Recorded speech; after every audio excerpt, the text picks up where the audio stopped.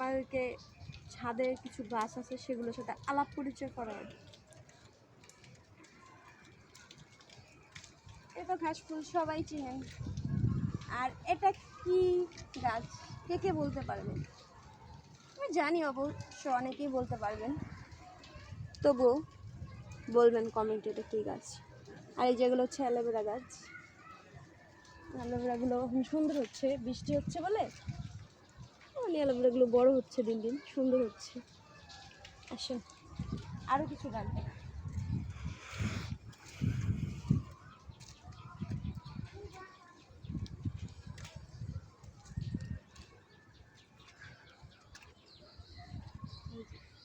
এখানে অনেকগুলো ফুল ফুটছে দেখেন।